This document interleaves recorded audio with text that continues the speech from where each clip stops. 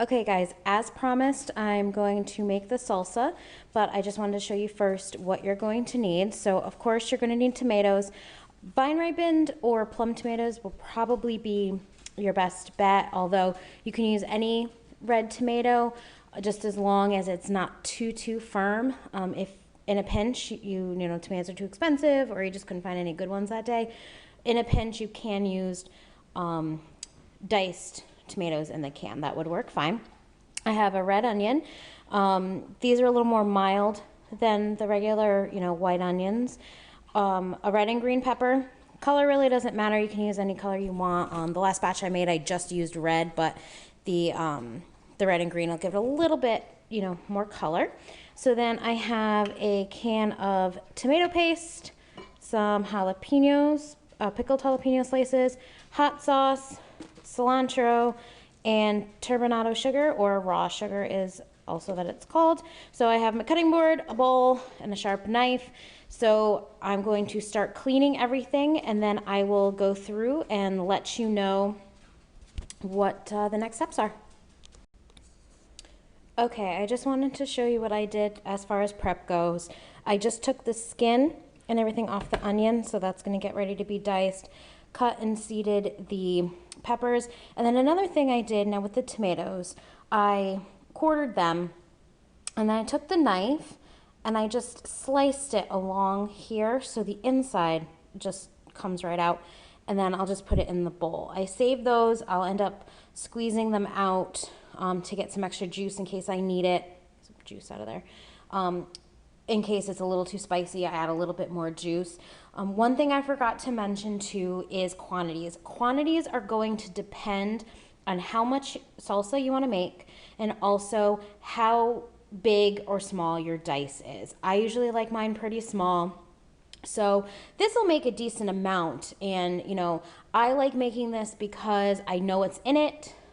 There's very good ingredients in there. And like I said, if you like it chunkier, you may need a little bit more ingredients, so you have a little bit more salsa to go around. But honestly, it just all depends on your tastes. So I'm gonna start dicing this up, and I will show it to you what it looks like when I'm done. One thing I did want to show you is now when I cut the peppers, I cut the red one already, but what I do is I like to make them kind of even, because if they have like the bottoms a little bumpy, it kind of makes it, it kind of looks like that.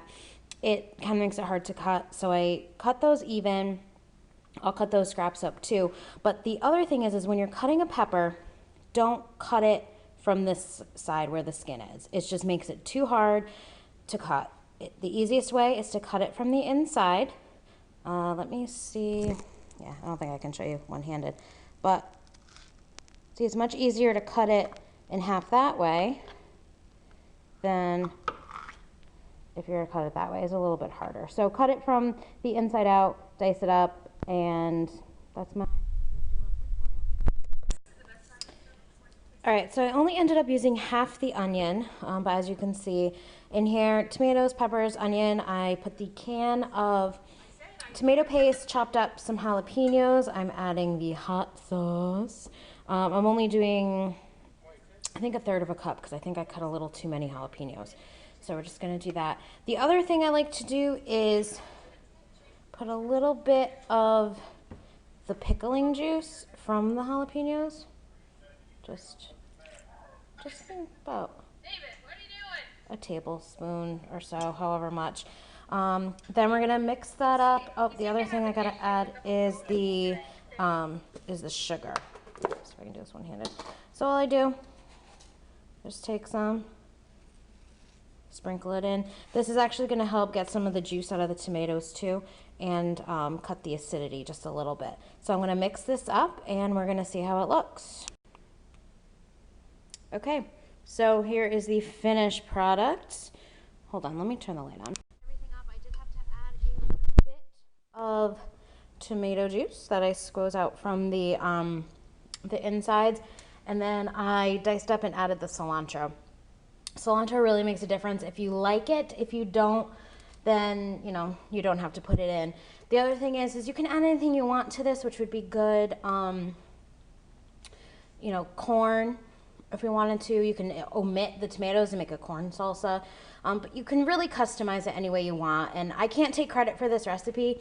One of my coworkers actually had given it to me when I worked at my last job. So she made it, and it's a no-fail type recipe. But let's just take a look at that. So I'm going to stick this in the fridge. When you're adding the heat, like the jalapenos and the hot sauce, you can omit them if you want, or just put a little bit, but just know it is going to get a little spicier as it sits. So mine was really spicy when I originally added everything in, but then I added, like I said, a little bit of the juice and a little bit more sugar. So hopefully that, you know, will calm it out and it won't get too spicy as it sits. But, well, I hope you enjoyed this. If you try it, you know, let us know in the comments or post a picture to our Facebook page. Our Facebook page is Katherine and Jeanette.